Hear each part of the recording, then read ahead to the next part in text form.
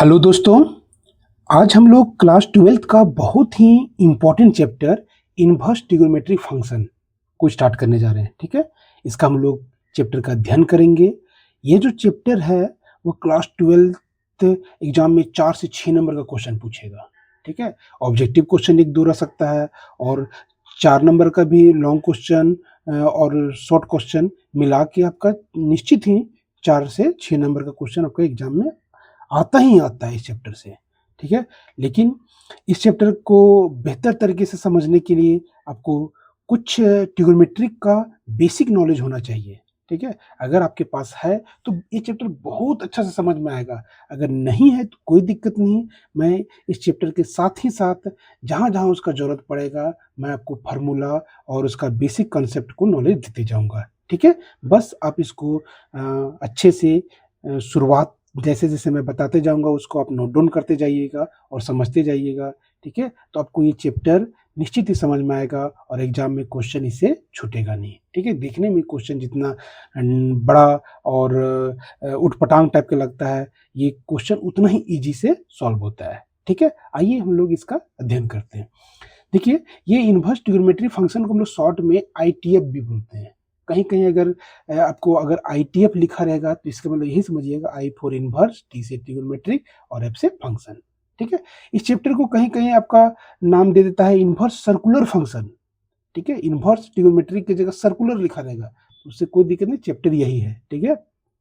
लेकिन ज़्यादा फेमस आपका इन्वर्स ट्रिग्नोमेट्री फंक्शन है। ये क्लास 12th का ही इम्पोर्टेंट क्वेश्चन चैप्टर है और ये जो सबसे पहले इन्वर्स ट्रिग्नोमेट्री फंक्शन को पढ़ने के लिए इन्वर्स ये ट्रिग्नोमेट्री फंक्शन का नॉलेज होना चाहिए। ठीक है? तो वही चीज़ लिखिए ट्रिग्नोमेट्रिक फंक्शन। तो 6 ट्रिग्नोमेट्रिकल रेशियो होते हैं, 6 ट्रिग्नोमेट्रिकल फंक्शन होते हैं। तो कौन-कौन होते हैं? रेशियो वही जो 6 ट्रिग्नोमेट्रिकल रेशियो यही हुआ, फंक्शन भी बोल सकते हो इसको। ठीक है? तो वही क्या साइन, कॉस, टेन, कोसेक, सेक, टेक, कॉट ये सब क्या ट्रिग्नोमेट्रिकल फंक्शन है। ठीक है, जो जनरली आपको क्लास 10th में 11th में पढ़ना है। ठीक है, वही बेसिक का बस उसी का एडवांस रूप में है इन्वर्स ट्रिग्नोमेट्री फंक्शन। अगर आपके पास इसका नॉलेज है तो बहुत अच्छा से समझ में आएगा। ठीक है, बाकी कोई दिक्कत नहीं, इसको भी स्टेप बाय स्टेप देखते जाइए। तो 6 ट्रिग्नोमेट्रिकल फंक्शन हुए। ठीक है, इसी से रिलेटेड क्या बना इन्वर्स ट्रिग्नोमेट्री फंक्शन। अगर ये 6 है तो ये भी 6 होगा। ठीक है, ये भी 6 होगा। इन्वर्स ट्रिग्नोमेट्री फंक्शन कौन-कौन होगा? तो इसको हम लोग बोलेंगे साइन इन्वर्स एक्स, जैसे ये sine theta, cos theta, tan theta हुआ ना।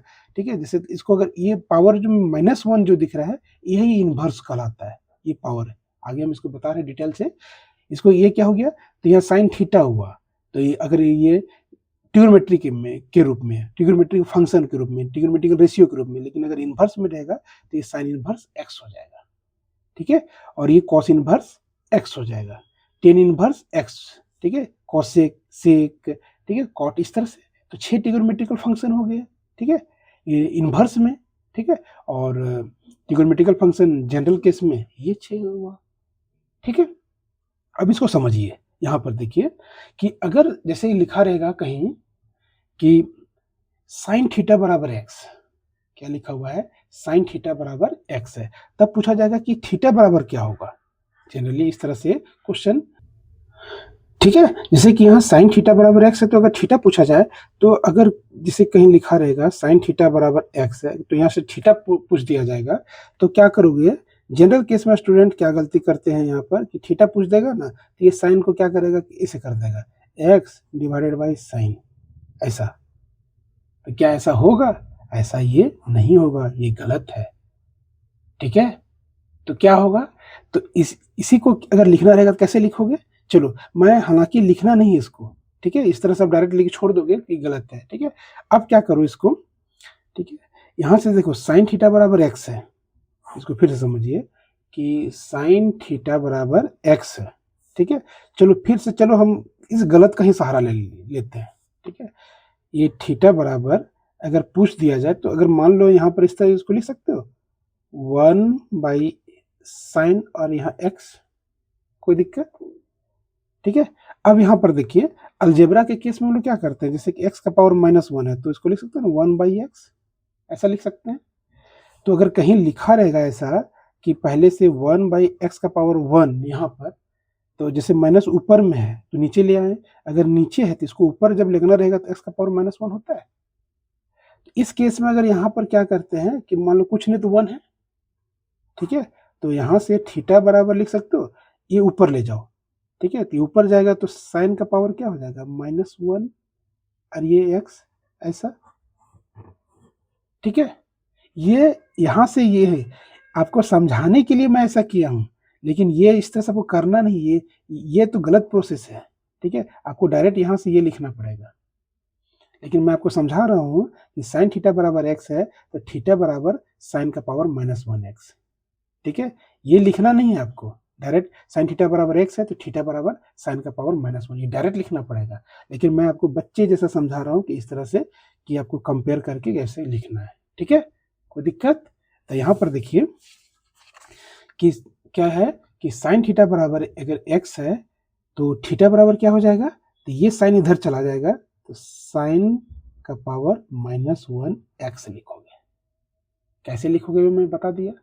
और इसको क्या पढ़ोगे, ठीक है, इसको पढ़ना है कि थीटा इक्वल टू साइन, इसको पढ़ोगे स्टेप बाय स्टेप पढ़ना है, साइन और ये पावर वाला -1 और ये x, इस तरह से साइन इनवर्स x, ठीक है, वही लिखिए, which is read as theta is equal to sine, ये साइन को लिखिए इसका पूरा रूप, साइन पावर वाला -1 तो इसको इनवर्स और ये x, इसको क्या पढ़ोगे, theta equal to sine inverse x, ठीक।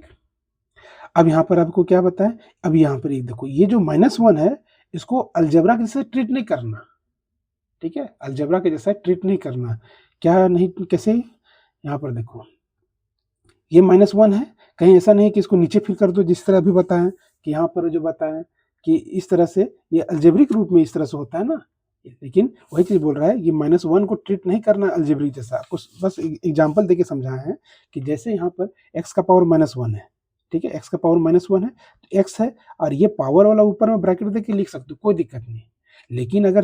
लेकिन अगर साइन का पावर -1 है, मतलब साइन इनवर्स x है और साइन x रहने दोगे और ये पावर -1 ऐसा नहीं लिख सकते, गलत हो जाएगा।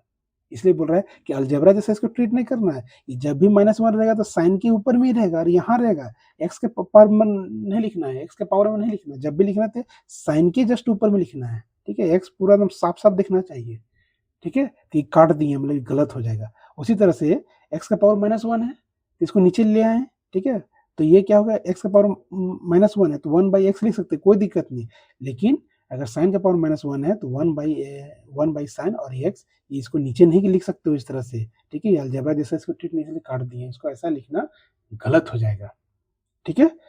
अब यहाँ पर देखो ये साइन थीटा बराबर x है तो थीटा बराबर क्या लिख लो, तो साइन इनवर्स x, तो मतलब थीटा क्या होता है, एंगल होता है, तो वही चीज लिखे हैं यहाँ पे कि साइन इनवर्स x जो होता है वो एक तरह का एंगल है, ठीक है, जो भी लिख लेगा वो एंगल इसका वैल्यू लिख लेगा, साइन इनवर्स x जो भी देगा उसका एक एंगल कोण एक वैल्यू देगा, ठीक है।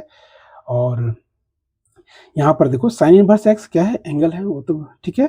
अब sine inverse x that angle which sine is x, ठीक है, मतलब बोल सकते हैं कि साइन इनवर्स क्या है, कि एंगल है, देखिए जिसका साइन क्या होगा, ठीक है, तो साइन जो होगा तो जो यहाँ पर एंगल रहेगा, ठीक है, x के जगह कुछ भी रहेगा तो वही इसका साइन कहलाएगा, ठीक है।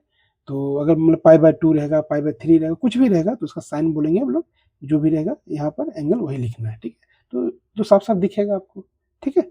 एक इंटरेस्टिंग चीज यहाँ पर देखिए कि साइन इनवर्स x है, इसको आप लिख सकते हो arc sine x, cos inverse x रहता तो लिखते हम लोग को आर्क कॉस x, टेन रहता तो आर्क टेन x, ठीक है। ये आर्क कहाँ से आया, कहीं के आपको कुछ कुछ क्वेश्चन में ना आर्क लिखा रहेगा, ये ना एक तरह समझो कि जब कंप्यूटर नहीं था, ठीक है, जब टाइपराइटर टाइप मशीन था तो उसमें -1 का उसमें वैसा देख के पॉइंट नहीं दिया था, सब कोई सिस्टम नहीं दिया था कि -1 लिखने के लिए, तो वहाँ टाइपिंग पहले जब बुक होता था ना तो वो आर्क लिख देता था, आर्क साइन एक्स में समझिएगा, तो साइन इनवर्स एक्स, अगर कहीं आर्क लिखा रहेगा, कोई कंपटीशन वाला एग्जाम में पूछ देगा, चाहे कैसे कोई भी ऐसा एग्जाम में पूछ देगा, तो आर्क मतलब समझिएगा कि वो इनवर्स का के जिक्र कर रहा है, तो आर्क साइन एक्स लिखा रहेगा तो मतलब ये साइन इनवर्स एक्स के जिक्र कर रहा है। अगर किसी में भी आर्क लिखा रहेगा तो अगर टेन में लिखा गया तो टेन, कॉसेक में तो कॉसेक, इस तरह से, ठीक है।